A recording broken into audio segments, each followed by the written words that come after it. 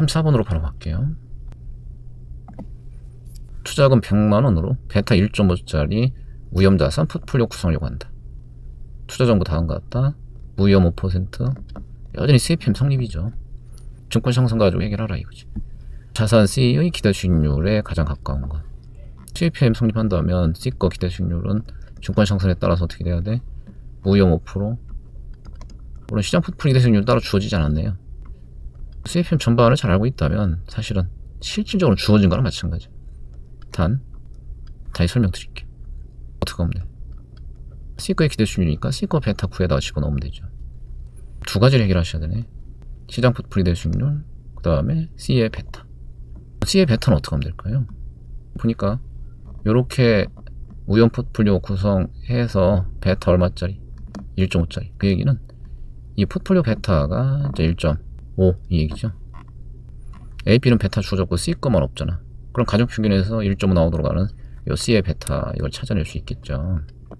투자 비중 볼까요? 100만원, 28만원, 24만원. 28%, 24%. 그럼 C가 나머지 얼마일까? 요게 총 50인가요? 48%. 그럼 쭉 베타 넣어주면 되잖아. 1, 2, C 거. 그래서 얼마 돼야 돼? 1.5 나와야 돼. 그럼 요 C의 베타는 간단하게 얻어낼 수 있죠. 얼마 나왔네요? 1.5417. 요거 해결됐어. 그럼 마저 뭘 해결해야 돼? 시장 포트폴리오 기대 수익률 해결해야 되죠. 지금처럼 베타 및 기대 수익률 다 알 수 있는 자산 정보가 주어지면 이 중에 아무거나 활용해서 증권 상승 가지고 시장 포트폴리오 기대 수익률 구할 수 있어. 예를 들면 A 거 넣어보면 어떻게 되는 거야? 5 시장 기대 수익률 빼기 5 거기에 베타 1 넣으면 얼마 나와야 돼? 13% 나와야 되죠. B 거 집어넣으면 똑같은 식에다가 베타만 바꿔서 2 집어넣으면 얼마 나와야 돼? 21% 나와야 되지. 그럼 둘 중에 아무거나 써서 시장 포트폴리오 기대 수익률 찾아낼 수 있잖아. 다만 혹시 자료에 시장 균형 CPM 성립하에 베타 1짜리에 대한 수익률 정보가 주어지면 그냥 그 자체가 뭐가 똑같은 거다. 시장 포트폴리오 기대 수익률과 같은 거다. 이렇게 해서 풀어낼 수 있어야 돼. 왜? CPM 하에서는 균형 수익률이 베타에 의해서 결정된다. 그럼 베타 1짜리라면 그건 시장 포트폴리오와 베타가 똑같기 때문에 반드시 시장 포트폴리오 수익률과 같은 수익률을 갖게 되는 거죠. 그래서 아예 처음부터 요거 13%구나 이렇게 확인해서 풀 수 있어야 되는 거예요. 계산 결과를 한번 확인해 보시죠. 35번 주식 A와 B의 기대 수익률 동일하다. CPM에서 기대 수익률 같다 이퀄 베타가 같다는 뜻이에요. 증권시장선에 의하면 모든 자산의 기대 수익률은 베타 결정하기 때문에 베타가 같은 애끼리 기대 수익률 같은 값을 갖게 되죠. 주식 A와 시장 포트폴리오 상관계수는 B와 시장 포트폴리오 상관계수의 2배래.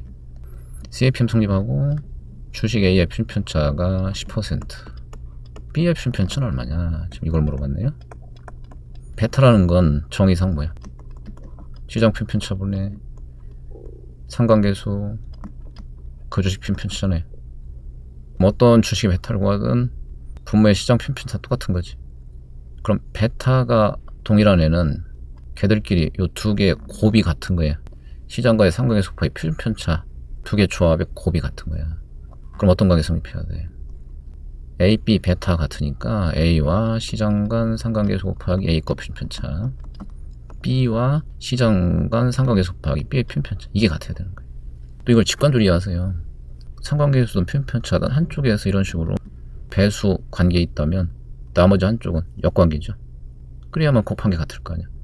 A가 상관계수가 2배 더 크면 필편차는 거꾸로 절반, B는 상관계수가 절반이니까 필편차는 2배 이렇게 돼야 돼. B께 필편차 2배가 돼야 되니까 A께 10%면 B건 당연히 20% 이렇게 돼야 되죠. 160페이지에 36분에 오면 그런 얘기 또 나올 거야. CPM 성립하는 시장에서 시장 포트폴리오 수익률 필편차는 0.04 시그마 M. 세 자산 베타와 수익률 필편차가 다음과 같다. 틀린 설명? 요 중에 아마 1번, 2번이 좀 전에 풀었던 그 문제와 똑같은 걸 거예요. 보기 먼저 보고 해석을 해볼게요. 자산 B하고 시장 포트폴리오의 상관계수는 자산 A와 시장 포트폴리오 상관계수의 2배라고 돼 있죠. 우선 뭘 확인하셔야 되냐면 A, B야. 베타가 똑같네? 그럼 좀 전 상황이네. 근데 표준 편차는 2배 차이 나네요. 그럼 상관계수는 어떻게 해야 돼? 거꾸로 2배 차이 나야 되지. 어떤 애 기준 물어봤냐면 B와 시장 간 상관계수가 A와 시장 간 상관계수 몇 배냐? B 거 기준이네요. 표준 편차가 절반이죠.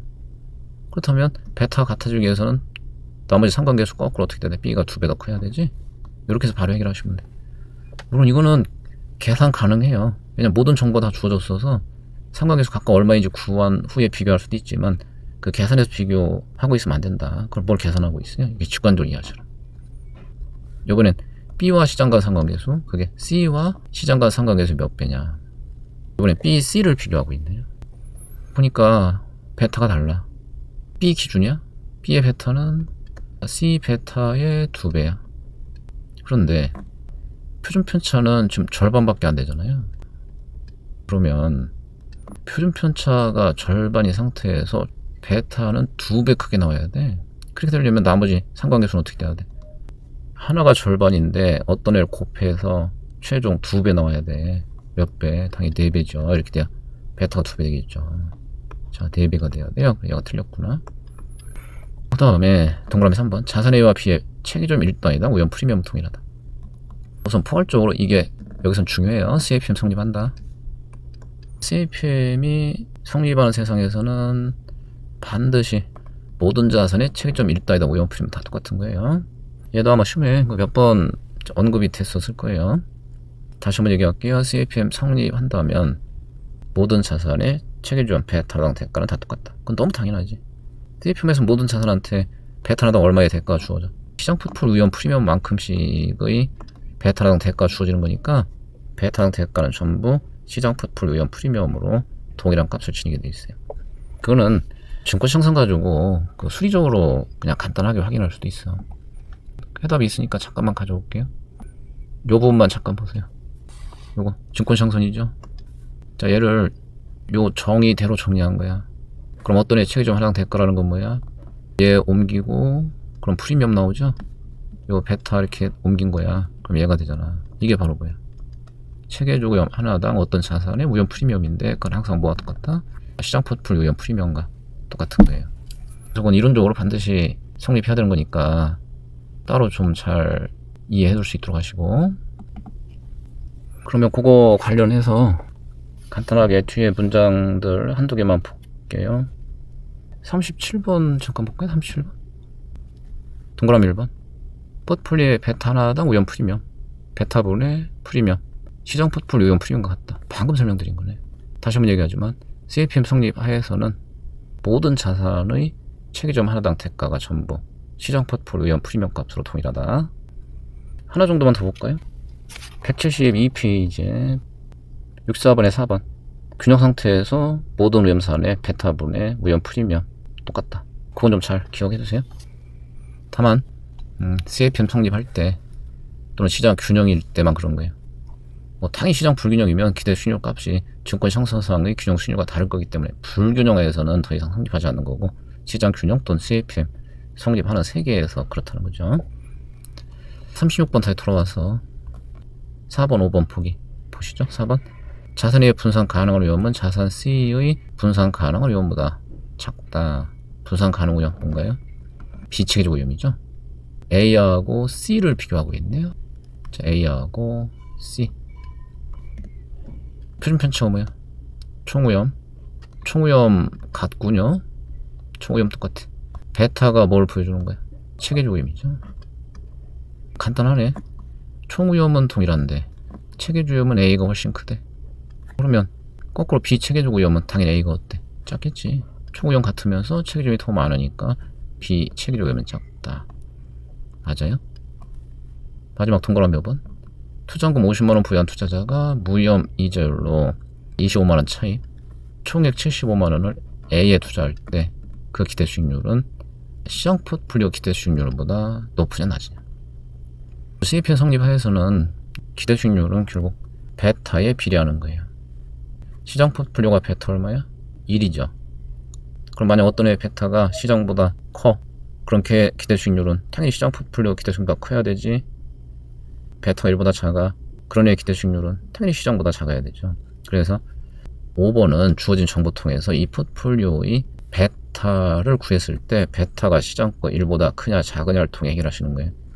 보유자금 50에 무위험 25차 200대 무위험에 투자한 비율 얼마란 뜻이에요? 50에 25면 절반이죠. 단 차입은 마이너스 투자한 거죠. 그리고 A에다가 75만원. 그럼 A에 얼마 한 거야? A에 1.5배 투자한 거죠. 무위험 거와 A 거 베타 평균 내서 이 포트폴리오 거 베타 구해라. 무위험 베타 얼마야? 빵이죠. 이제 A는 베타 얼마인가요? 0.8이죠. 그러면 이 포트폴리오 베타 얼마짜리다? 1.2짜리군요. 그럼 시장 포트폴리오보다 베타가 더 크기 때문에 그 기대 수익률은 시장 포트폴리오 기대 수익률보다 더 높겠구나.